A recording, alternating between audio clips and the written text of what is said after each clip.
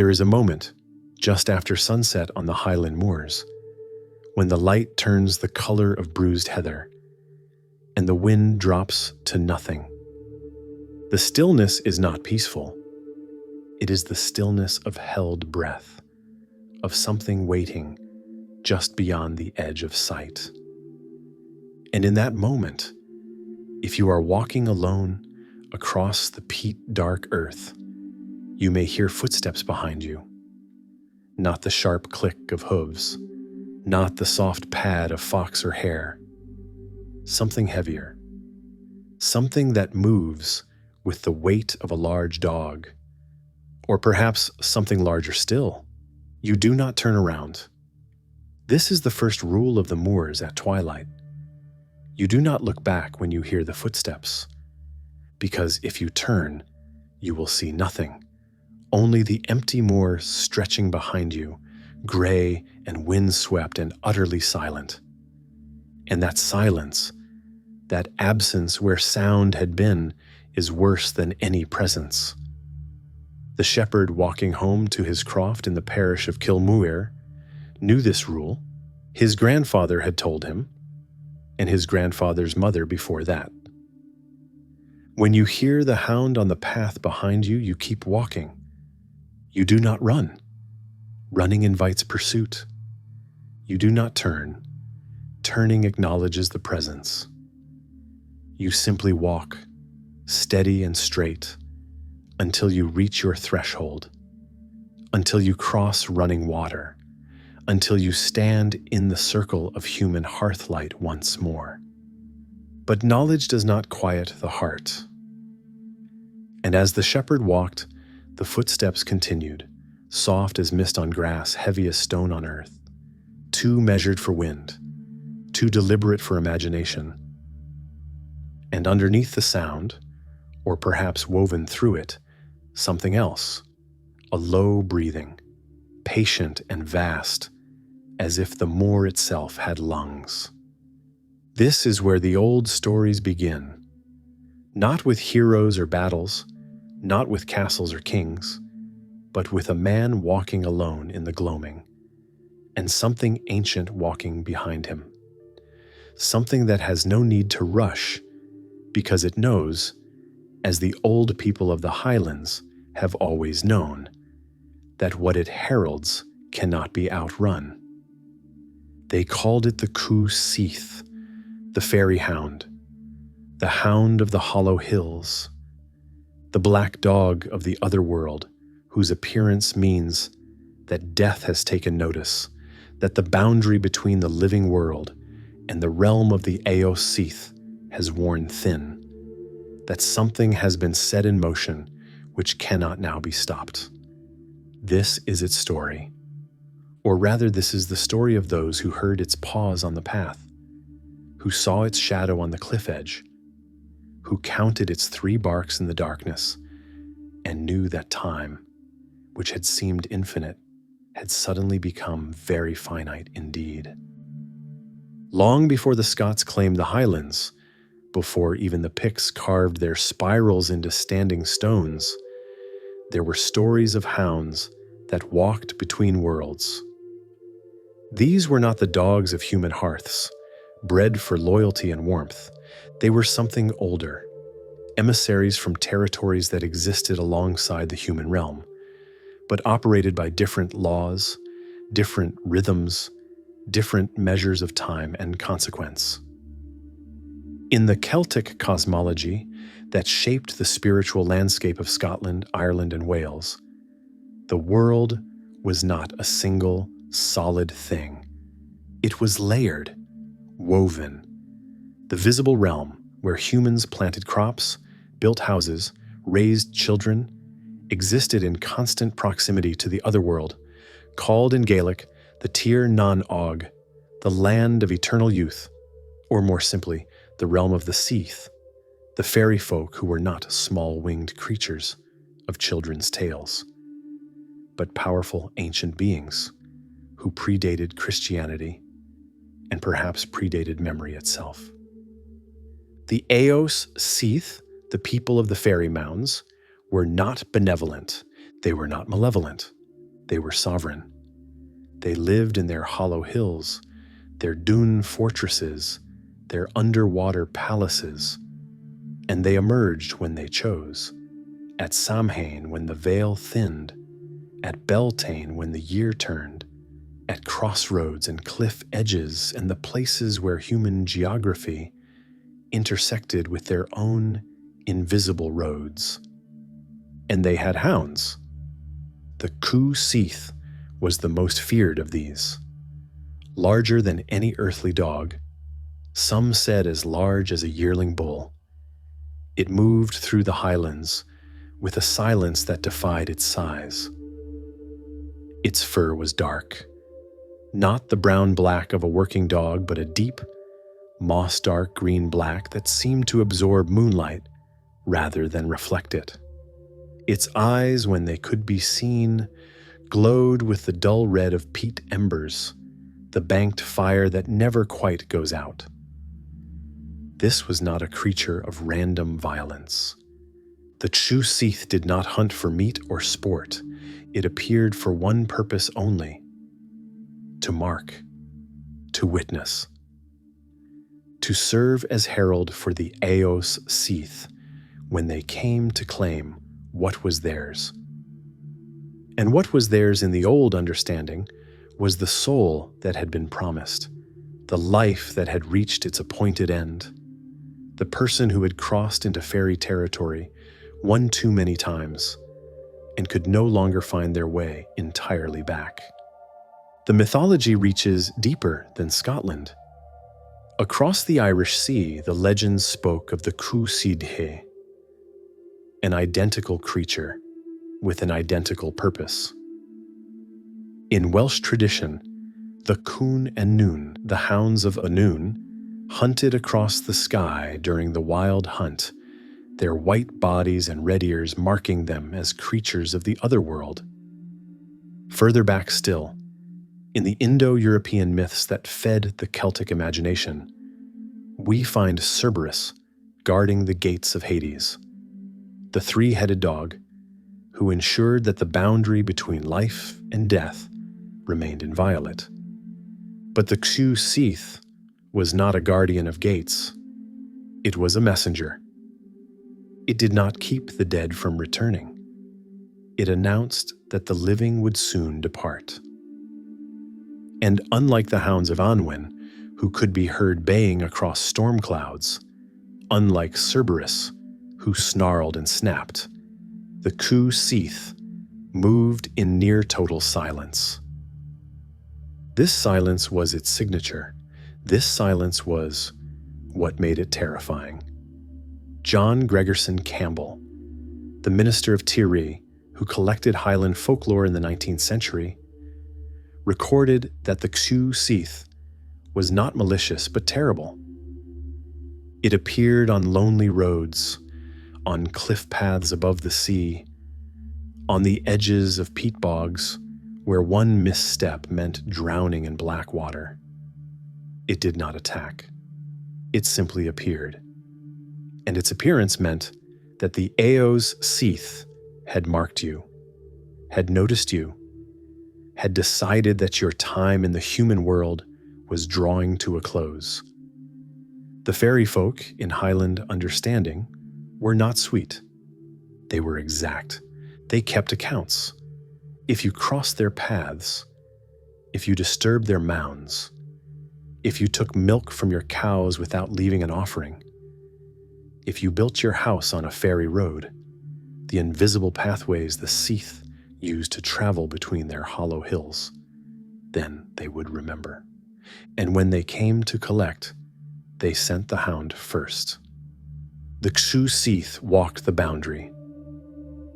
It existed in the liminal space between worlds, neither fully material nor fully spirit.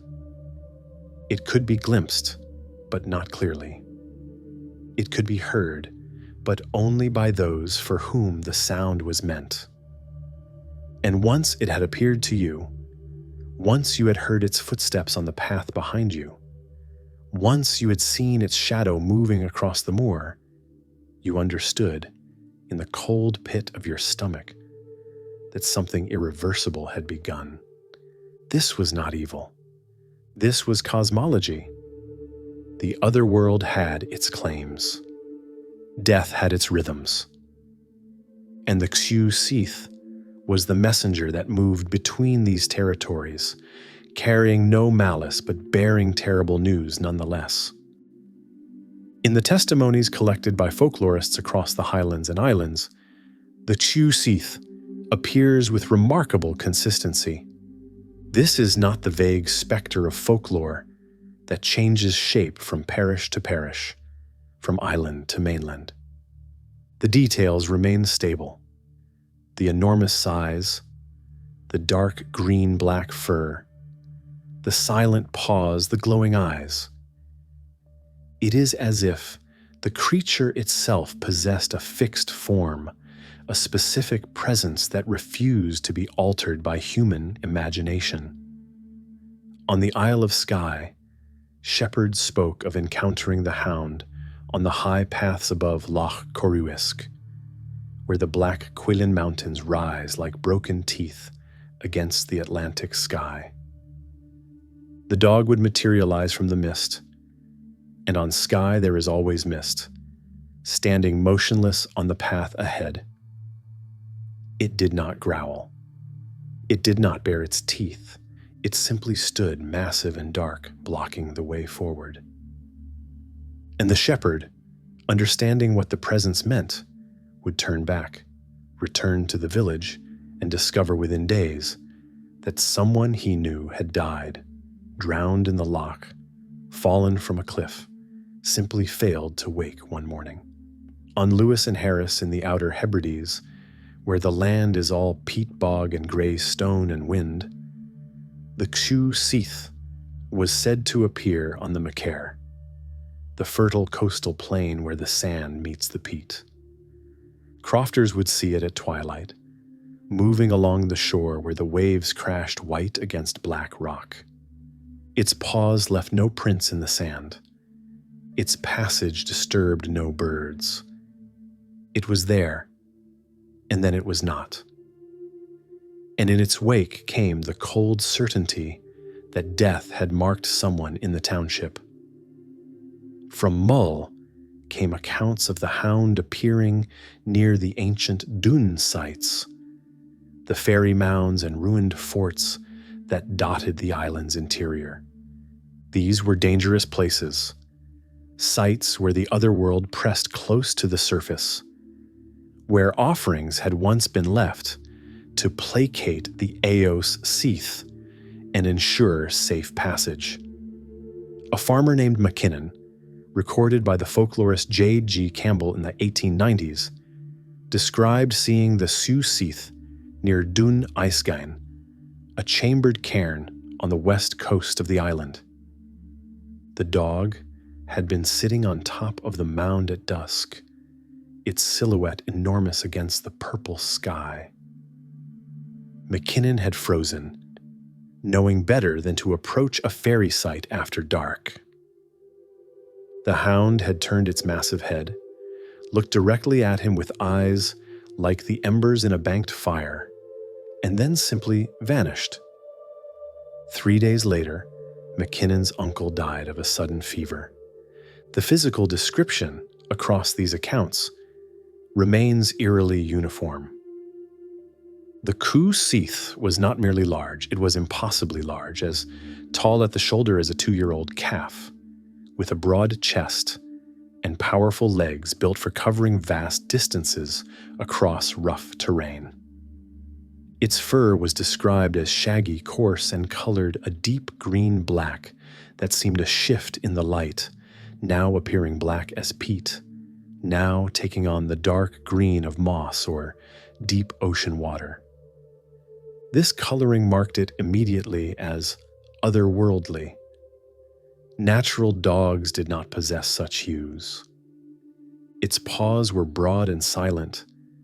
This detail appears again and again in the folklore. The hound moved without sound.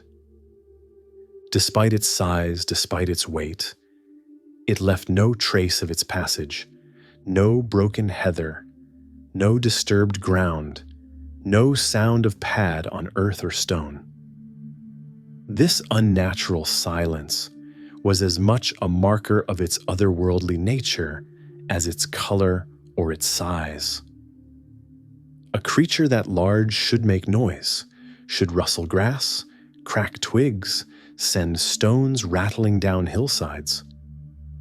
The Cù Sìth's silence was a violation of natural law, a signal that it operated outside the physics of the material world.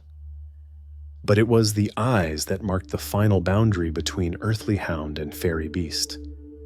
They glowed, not with the green reflection of a dog's eyes caught in firelight, but with their own internal light, a dull pulsing red, like the heart of a peat fire, like coals buried under ash that might flare up again at any moment.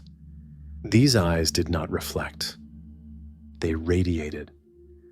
And when the Cù Sìth fixed its gaze upon you, you felt seen not just by an animal, but by something that possessed intelligence, purpose, and absolute indifference to human concern.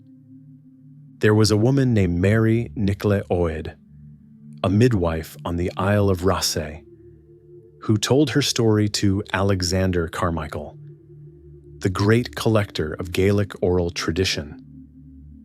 She had been walking home from a difficult birth on a winter night, the path lit only by a sliver of moon and the faint glow of snow on distant peaks. Halfway home, she became aware of something walking beside her. Not behind, not ahead, beside her, matching her pace exactly. She did not look. She kept her eyes on the path, her breath steady, her footsteps measured. But she could feel the presence, could sense the enormous bulk moving parallel to her own small frame. After what felt like an eternity, the presence moved ahead. And there, on the path directly in front of her, the Cù Sìth appeared, a darkness within the darkness, its form visible only because it blocked the faint light of snow. It stood there for 3 long breaths. Then it barked. Not the sharp yap of a terrier, not the deep woof of a sheepdog. A single bark. Low, resonant, carrying across the winter air like the toll of a bell. The sound seemed to come not from the dog's throat, but from the earth itself, from the hollow hills beneath the Moor. Mary Nicola Oed did not wait for the second bark. She ran.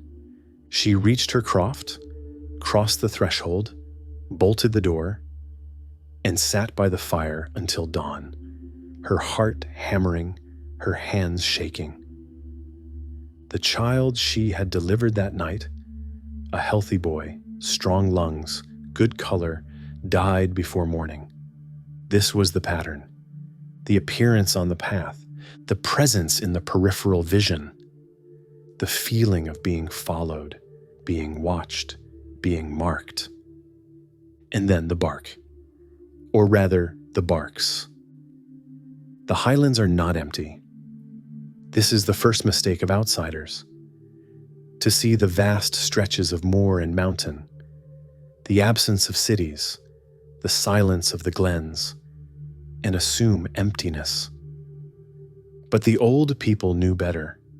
The landscape was crowded. Every hillock, every standing stone, every ancient earthwork marked a point of presence, a node in the invisible architecture of the otherworld. The Eos Sith lived inside the hills. This was not metaphor, but geography. The ancient burial mounds, the chambered cairns, the dune fortresses built by peoples whose names had been forgotten. These were the residences of the fairy folk, the places where they held court, celebrated their festivals, and emerged into the human world when the boundaries thinned. To disturb these mounds was to invite catastrophe. To build upon them was to declare war with powers that had no interest in negotiation. And between these hollow hills ran roads. Not visible roads, not paths marked by human feet or cartwheels, but the traditional routes of the Sith, the ways they traveled when moving between their dwelling places. These fairy roads, called by some the Sly Sith, were as real to Highland people as the drove roads that shepherds used to move cattle. More real, perhaps, because violating them carried consequences that lasted generations. The Cù Sìth knew these roads. It was their guardian, their sentinel, the creature that patrolled the boundaries between human territory and fairy domain.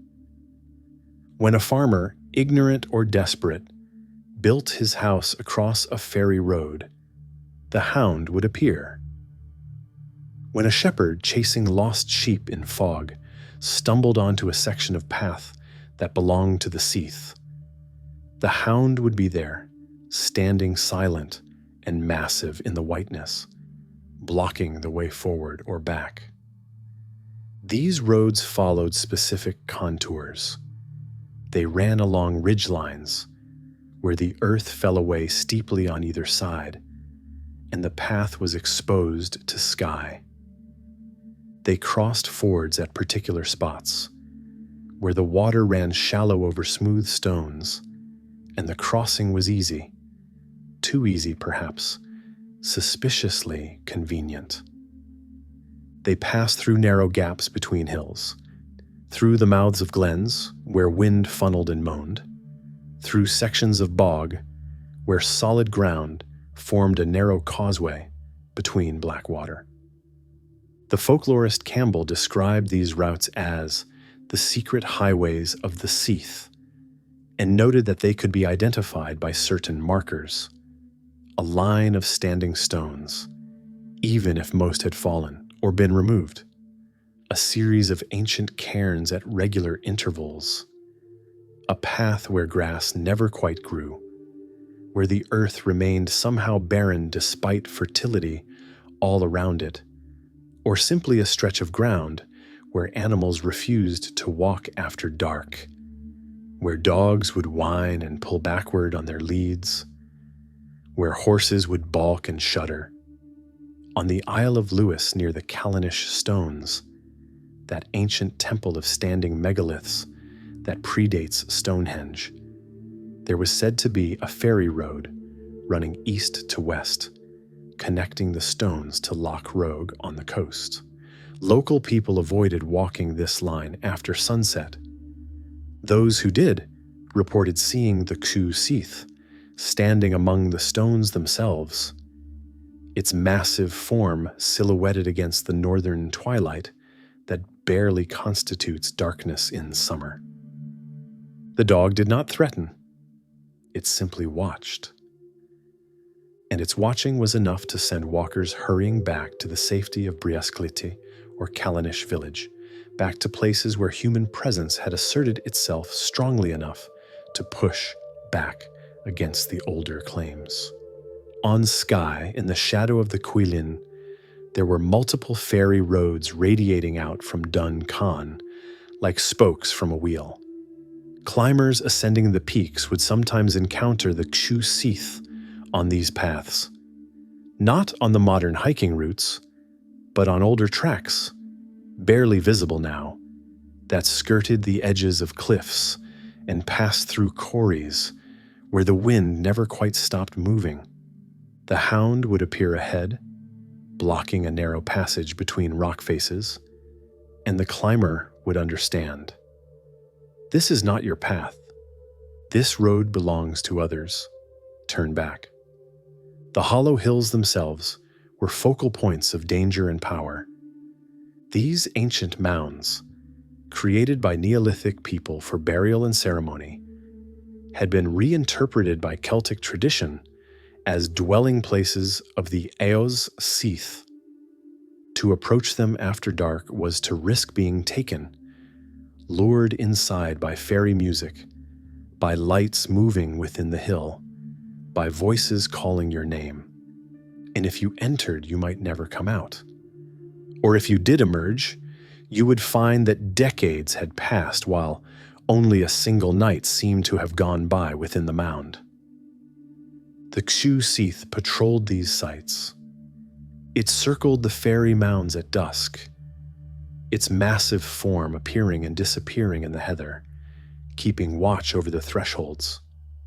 There are accounts from all across the Highlands of people seeing the hound near specific Sithian, the Gaelic term for fairy hills, always at twilight, always still, always watching. Near Kilmartin Glen in Argyll, where the landscape is dense with Neolithic monuments, stone circles, stand-in stones, burial cairns. A farmer named Duncan MacLachlan reported seeing the Cù Sìth sitting atop one of the largest cairns at Nether Largie. The year was 1923, and MacLachlan was walking home from the pub in Kilmartin village. The moon was full, and in its light he could see clearly the massive dog sitting motionless on the ancient stones. He froze. The dog turned its head, looked directly at him, and then leaped down from the cairn and vanished into the darkness. MacLachlan ran home and told his wife he had seen the hound of the seventh. She told him to be quiet, to say nothing to anyone, to avoid the cairns from now on. 2 weeks later, MacLachlan's son died in a farming accident. This was the pattern of the fairy roads in Hollow Hills. They were mapped not by human intention, but by older geography, by sacred sites and ancient routes that existed before Christianity, before history, perhaps before memory. And the Cù Sìth moved through this hidden landscape as both guardian and warning system, appearing when boundaries were crossed, when the invisible architecture of the Otherworld had been violated, when someone had wandered too close to territories that had never been human to begin with. To see the hound was to understand suddenly and with cold clarity that the more you walked was layered with other worlds, that your own reality was only one version of what occupied this space, and that you had briefly intersected with something vast, ancient, and utterly indifferent to your existence. In the deepest layer of the Cù Sìth mythology lies the most precise and most terrible detail: the 3 barks. This element appears consistently across Highland and Hebridean accounts, recorded by multiple folklorists, repeated in family stories, passed down through generations. The specificity of the number 3, the sequence of the barks, the countdown they represent. This is where the folklore becomes almost mechanical, as if describing not a supernatural encounter, but a natural process, something as fixed and inevitable as the phases of the moon. The first bark could occur anywhere: on a cliff path above the sea, in a glen at twilight, outside a croft window in the deep hours before dawn. It was always the same, a single resonant sound that seemed to come not from any particular direction, but from the landscape itself, from the earth and sky simultaneously. Those who heard it reported a physical sensation, a dropping in the stomach, a sudden cold that started in the chest and spread outward, a knowing before conscious thought that something fundamental had just shifted. The first bark was the announcement. It meant that you had been marked. The Eos Sith had taken notice. Death, which had seemed distant and abstract, had become specific and proximate. Time, which had seemed infinite, had just been measured and found to be shorter than you thought. But the first bark alone was not fatal. There was still time. Some said you could prevent what was coming by immediate action, returning home, crossing running water, entering consecrated ground, staying within the protection of fire and iron and community. The first bark was a warning. It gave you a chance. The second bark was different. It meant that the countdown had continued, that whatever grace period existed after the first warning had been used up. Some accounts suggest that the second bark came hours after the first, others that it came days later, still others that it followed immediately if the person failed to seek safety after the first warning. The timing varied, but the meaning remained constant. Time is running out. The boundary is thinning. The presence is closer now. If you heard the second bark, the folklore suggests you needed to act decisively. Gather your family, make your peace, put your affairs in order. Because the third bark, when it came, would be the last sound you heard in this world before crossing into the next. The third bark was the end. It was the toll of the bell, the closing of the door, the final word in a conversation that had always been one-sided. When the third bark sounded, death was no longer coming. It had arrived. Some accounts say that people who heard all three barks died within moments. Others say they had hours, perhaps a day, but that nothing could prevent the outcome. The third bark marked the completion of the countdown, the expiration of measured time. Why 3? The question haunts the folklore. 3 is a number that appears throughout Celtic mythology, in triads and trinities, in the 3 faces of the goddess, the 3 realms of existence, the 3 stages of life. Perhaps the 3 barks echoed this deeper pattern. The announcement, the progression, the completion, the maiden, the mother, the crone, the planting, the growing, the harvest, the beginning, the middle, the end. Or perhaps 3 was simply the number of chances, the measure of grace before inevitability. 1 bark to warn, 1 to mark the passage of time, 1 to signal arrival. A countdown that was both merciful, you were given notice, and merciless. The counting could not be stopped. Alexander Carmichael recorded a testimony from an old woman on South Uist who claimed her father had heard 2 barks. The first came while he was cutting peat on the high moor, a sound that seemed to rise from the bog itself. He had dropped his tools and run home, splashing through heather, his heart pounding. Safe inside his house, surrounded by family, he had calmed. Perhaps it had been imagination, he told himself. Perhaps it had been wind or distance or exhaustion. The second bark came that night. The whole family heard it, a low, resonant sound that made the windows rattle, that seemed to come from directly outside the door. His wife had grabbed him, pulled him away from the threshold, pushed him into the farthest corner of the room. They had waited there, holding each other, barely breathing, waiting for the third bark that would mean the end. It never came. Dawn broke. The father lived for another 30 years, in fact, dying peacefully in his bed as an old man. But he never forgot those 2 barks, never forgot the weight of them, the certainty they carried.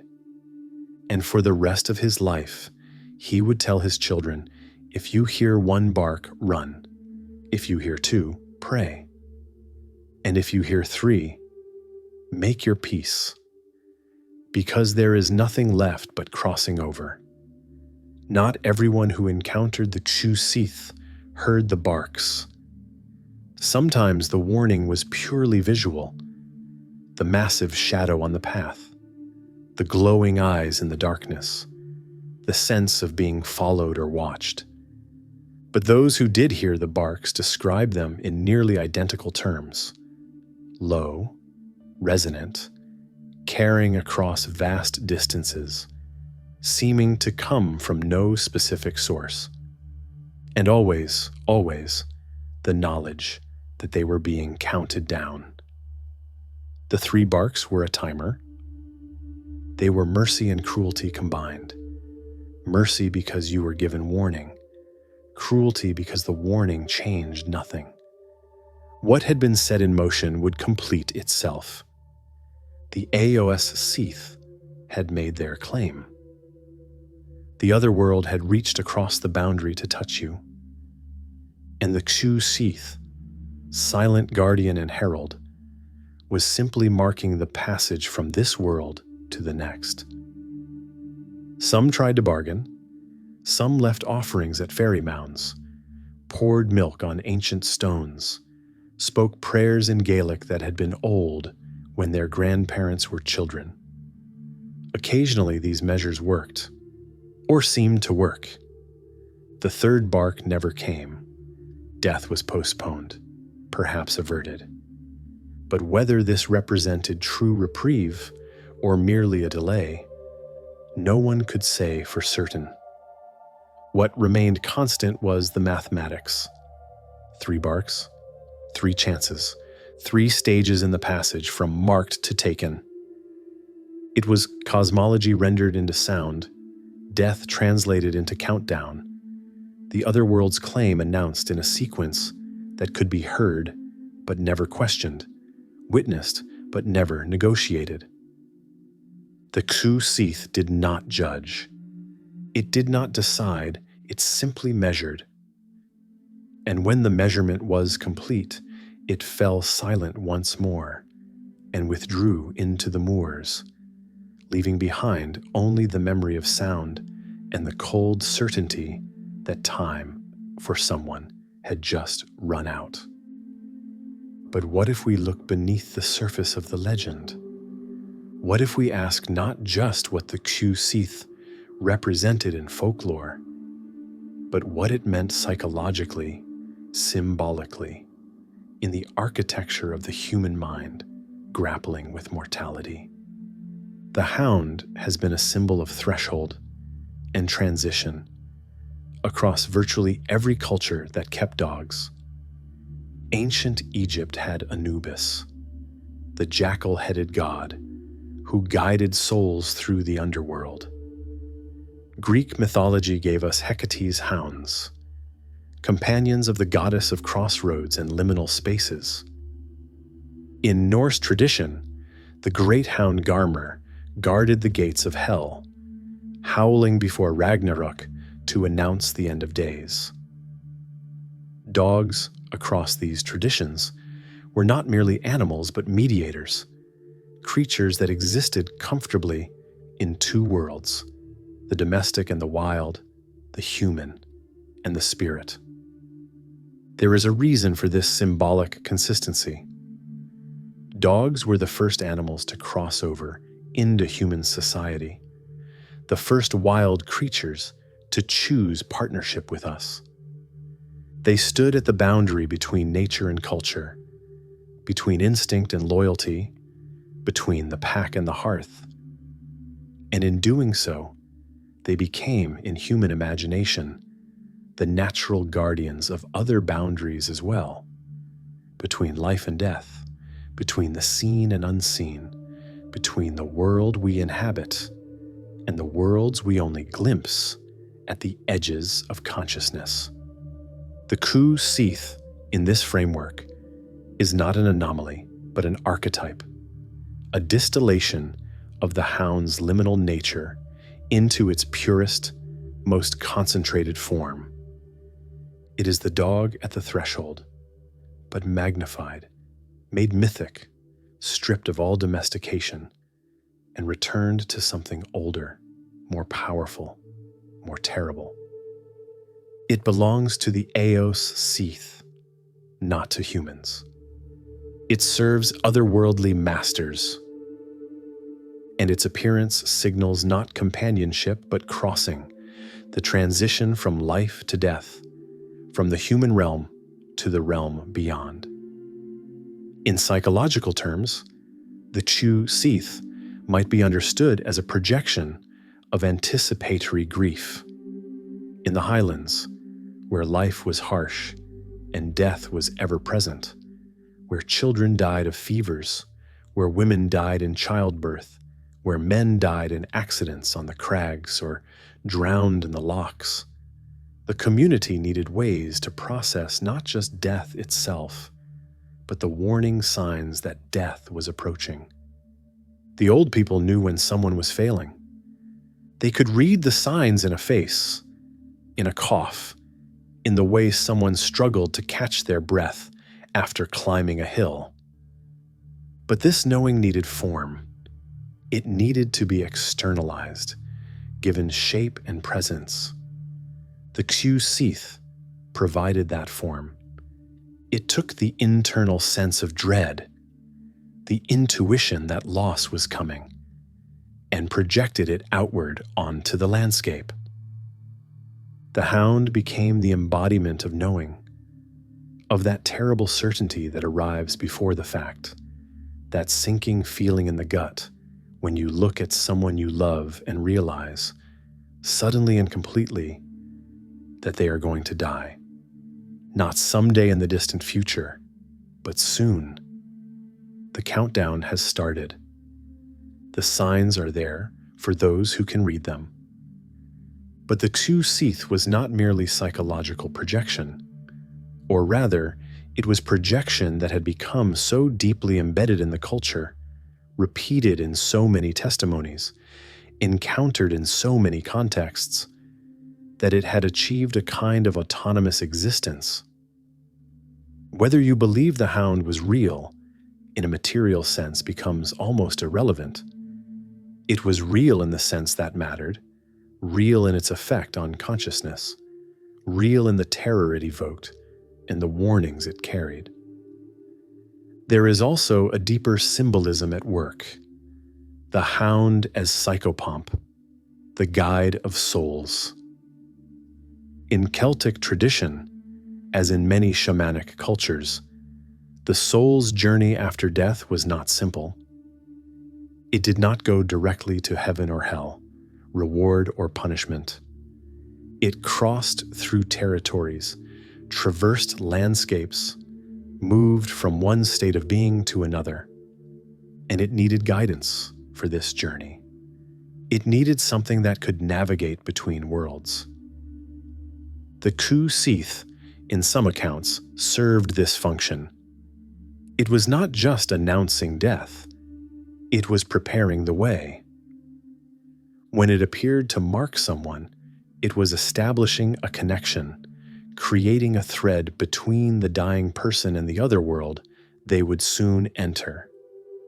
The three barks were not merely countdown, but pathway, sound that created a corridor, a route through the liminal space, a guided passage from this world to the next. This interpretation recasts the hound from omen to guardian. It is still terrible, still unwelcome, but it is no longer purely malevolent. It is doing its job, the grim but necessary work of shepherding souls across the boundary. The Eos Sìth send it not to frighten, but to guide, to ensure that the transition happens properly, that the dying person does not become lost in the liminal space, trapped between worlds. In this understanding, the Cù Sìth is mourning, not in the human sense of grief and loss, but in the sense of ritual attendance. It mourns in the way that bells toll at funerals, in the way that candles burn through the night when someone is dying. It marks the passage, it witnesses the transition, it holds space for something immense and irreversible. Dogs, after all, are mourners. Anyone who has watched a dog grieve for a lost human knows this. They wait by doors that will not open. They lie in empty beds. They howl at night in a language that predates words. The Cù Sìth is this mourning made mythic. The howl before the loss. The vigil before the death. The presence that says something is ending. Something is changing. Something is about to be torn away. And perhaps this is why the hound appears silently. Because true mourning, true witness, requires no sound at all. It is simply presence, simply standing there in the darkness, marking the moment, holding the weight of what is about to happen. The Cù Sìth does not judge, it does not punish. It does not decide who lives and who dies. It simply attends, it marks, it guides. And in doing so, it fulfills the oldest function of the dog, to stand between the human and the unknown, to bridge the familiar and the strange, to walk with us, even when the path leads into darkness. But there is another way to approach the Cù Sìth, one that does not diminish its power, but locates that power in the interaction between landscape, solitude, and the human nervous system. Because the Highlands are not just geography, they are psychology. They are spaces that act upon consciousness, that alter perception, that generate experiences which feel in every sense real, and yet may originate not from external entities, but from the mind's encounter with extreme isolation and the vast indifference of nature. The phenomenon known as the felt presence, the overwhelming sensation that someone or something is nearby, watching, following, has been documented across cultures and contexts. Arctic explorers report it. High-altitude mountaineers report it. Sailors alone on the ocean report it. And people walking alone across empty moorland, especially at twilight, especially when tired or stressed or anxious, report it with striking frequency. The neurological explanation involves the brain's constant monitoring of personal space, its vigilance for threats, its pattern recognition systems that evolve to detect predators. In conditions of sensory deprivation or overload, in extreme environments where the usual cues of human society are absent, these systems can misfire.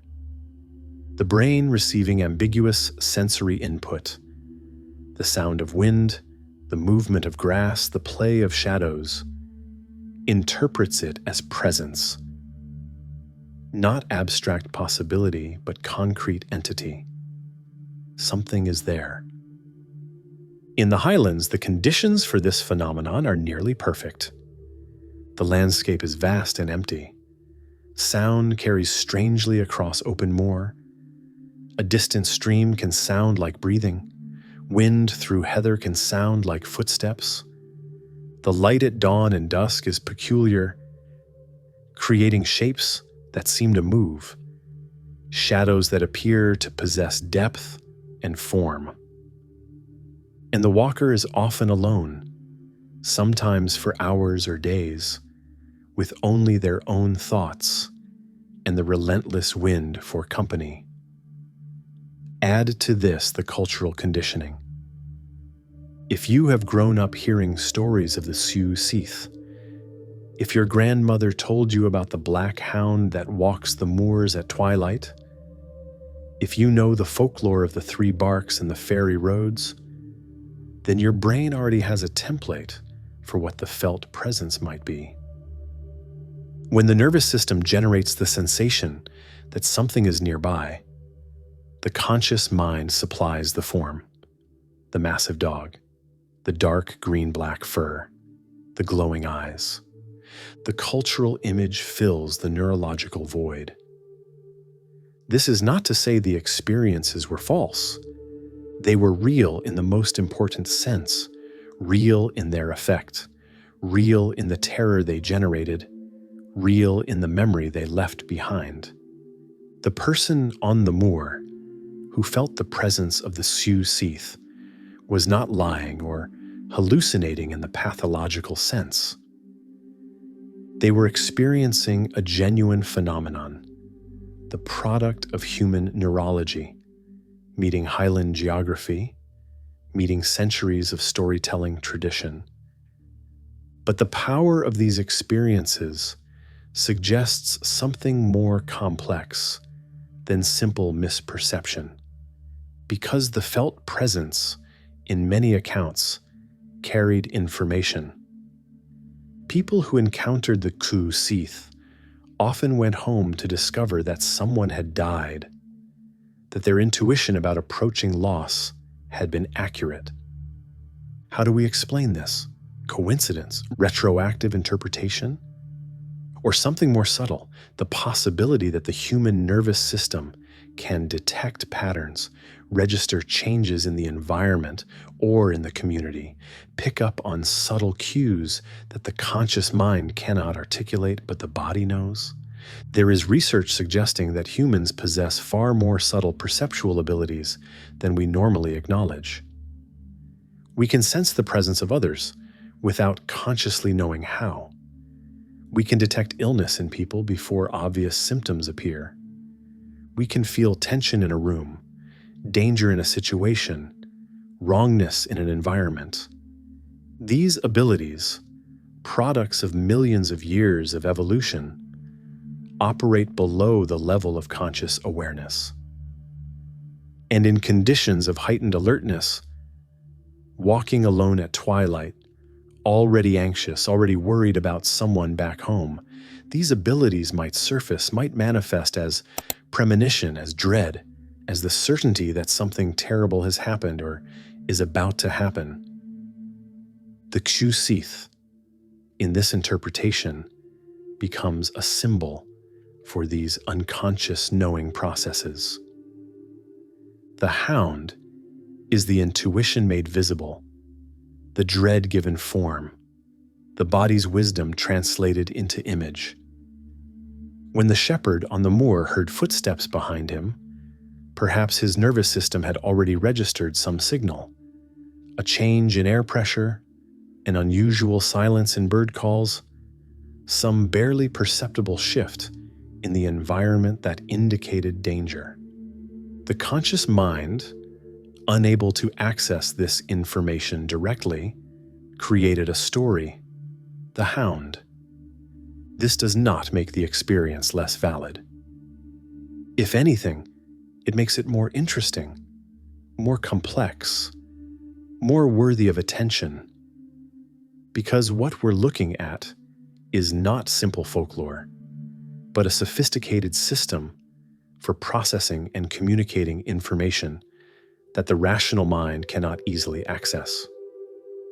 The mythology of the Cù Sìth became a language, a way of talking about premonition, about dread, about the knowledge that comes not from evidence, but from the body's deep intelligence. And in the isolation of the Highlands, where communities were small and everyone knew everyone else, where the margin for survival was thin and loss was frequent, this system was adaptive. The person who paid attention to their dread, who took the appearance of the hound seriously, who rushed home to check on family members or took precautions against accidents, that person increased their chances of survival. The mythology reinforced vigilance. It gave form to anxiety, and then instructed people to act on that anxiety. But acknowledging the psychological dimension does not eliminate the possibility of something more, because consciousness itself remains mysterious. The boundary between internal and external, between subjective and objective, is far less clear than materialist philosophy would suggest. Perhaps the Cù Sìth exists in the liminal space between these categories, neither purely external entity nor purely internal projection, but something that emerges from the interaction between human consciousness and the vast, old, deeply strange landscape of the Highlands. Perhaps in walking the moors at twilight, in entering territories where human presence was minimal and ancient power was deeply felt, people really did encounter something. Not a biological dog, not a trick of neurons, but a presence that existed in the overlap between mind and world, between story and stone, between the inherited memories of the community and the actual contours of the land. The Cù Sìth, in this reading, is threshold made manifest. It appears when consciousness itself becomes liminal, when the usual boundaries between self and world begin to dissolve, when the person walking alone in the darkness becomes porous, becomes receptive, becomes capable of perceiving things that the defended rational mind normally filters out. This is the shadow in the mind, not pathology, not delusion, but the dark knowledge that lives at the edge of awareness, the intuition that speaks in images rather than words, the warning system that operates through dread and symbol, and the appearance of massive dogs on empty paths. And yet the Cù Sìth has grown quiet. In the testimonies collected by folklorists in the 19th and early 20th centuries, encounters with the hound were common enough to be unremarkable. But as the 20th century progressed, as electricity reached the Highlands, as roads improved, and communities became less isolated, the accounts began to fade. By the mid-century, the Cù Sìth had largely retreated into literature, into Celtic revival romanticism, into the category of old stories told by grandparents, but no longer directly experienced by the living. This fading is itself a kind of death, the death of a mythology, the end of a living tradition that had been passed down for centuries, perhaps millennia. When the last person who genuinely believed they had encountered the Cù Sìth died, something immense and irreplaceable died with them. Not just a belief system, but a way of being in relationship with landscape, with death, with the otherworld. The reasons for this fading are complex, but not mysterious. The conditions that generated encounters with the Cù Sìth were specific: isolation, darkness, liminal times and places, a cultural framework that provided both expectation and interpretation. As these conditions changed, as artificial light pushed back the darkness, as roads made the moors more accessible, as radio and television brought the outside world into Highland homes, as education emphasized rationalism and skepticism, the space for the Cù Sìth contracted. But the hound did not vanish entirely. It persisted, changed, adapted. In the work of Celtic revival writers like Fiona MacLeod, William Sharp, the Cù Sìth became a literary figure, a symbol of Highland mystery and ancient power. In the paintings of Scottish artists, it appeared as atmospheric presence, the dark shape at the edge of the composition that suggested depths beyond the visible. And in the continuing folklore of the Highlands, it remained part of the repertoire, a story told to visitors, a name invoked when someone needed to explain the uncanny quality of certain places. More intriguingly, the archetype itself persisted in altered form. The black dog legends that appear throughout Britain, from the Barghest of Yorkshire to the Black Shuck of East Anglia, share elements with the Cù Sìth, but lack its specific cultural context. These dogs are often portrayed as demonic, as malevolent spirits rather than fairy messengers. The Cù Sìth's nuance, its role as herald rather than predator, its connection to the Eos Sith rather than Christian cosmology, is often lost in these later versions. But occasionally, in the 21st century, there are still accounts. Walkers on the Sky Ridge Traverse report seeing a large dark dog on the path ahead, only to have it vanish when they draw closer. Climbers in the Cairngorms describe the sensation of being followed, of footsteps behind them that stop when they stop, that resume when they start walking again. These experiences are usually dismissed, just imagination, trick of the light, exhaustion. But the phenomenology remains remarkably consistent with the historical accounts. And there are places where the Cù Sìth's presence still feels palpable. The high moors of Lewis, where cell phone signals fail and the modern world falls away. The glens of Skye at twilight, when mist moves like something living, and the black Quillen loom like the ruins of a broken world.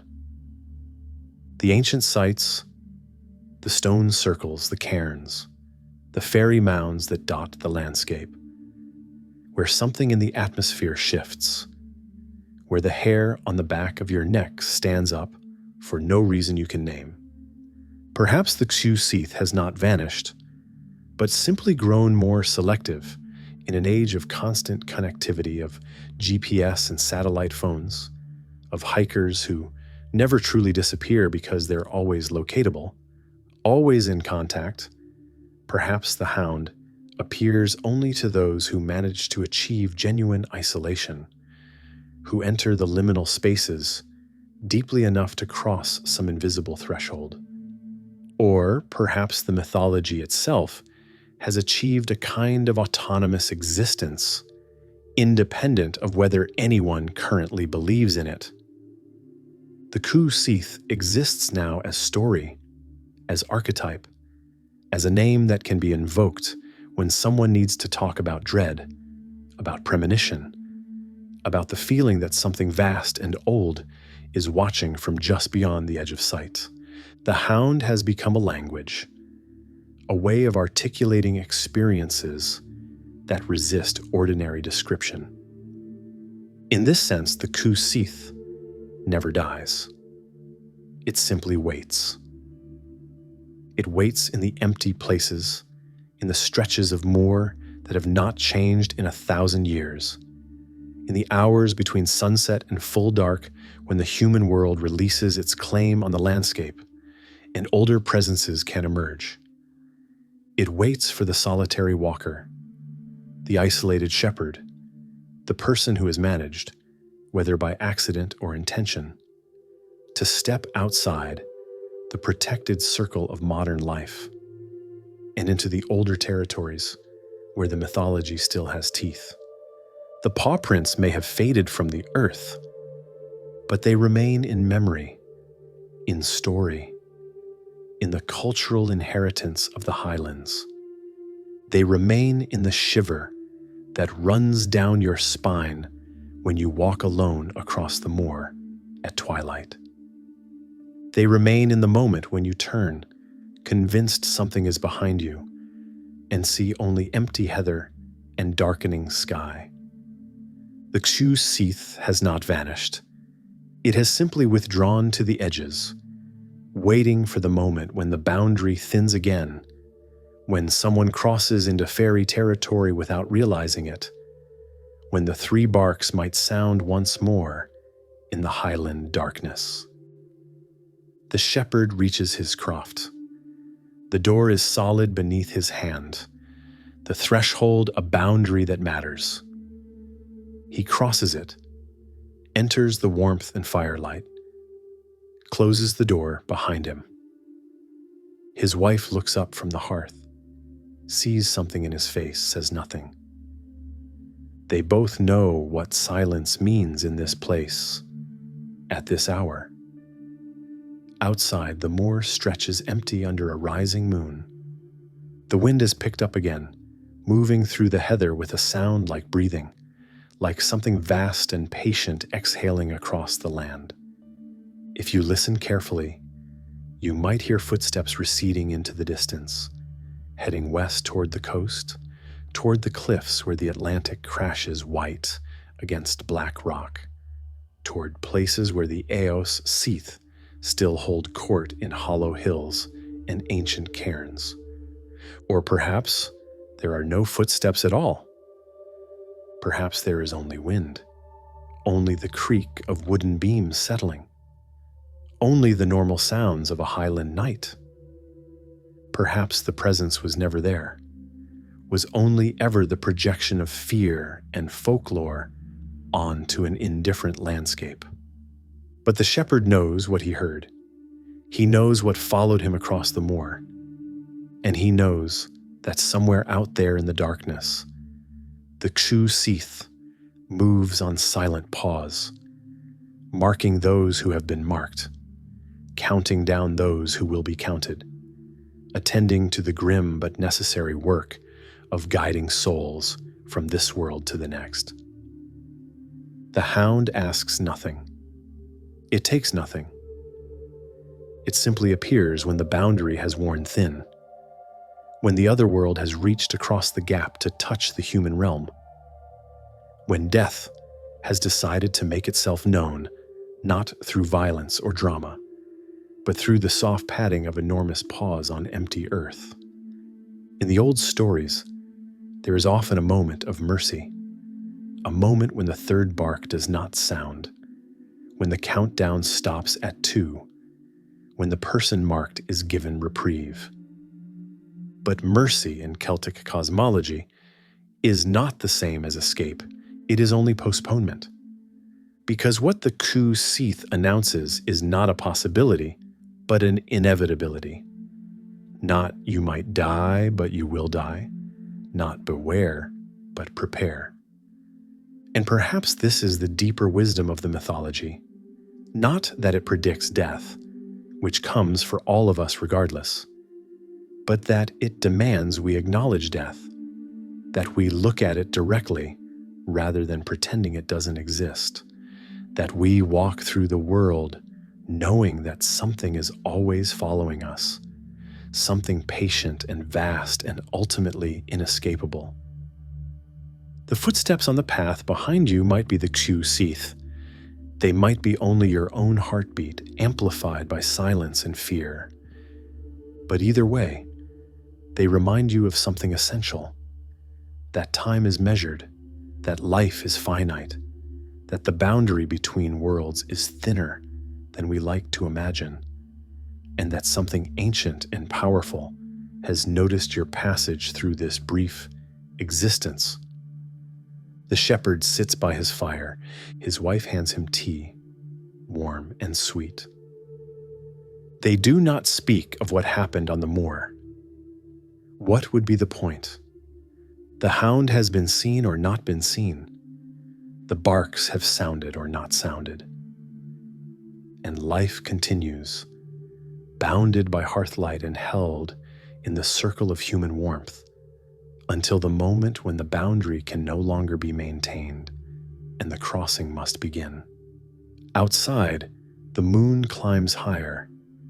The moor lies silent and silver, and somewhere in that vast emptiness, something massive and dark moves on paws that leave no prints, eyes glowing like banked coals, watching and waiting and marking the passage of all things toward their appointed end.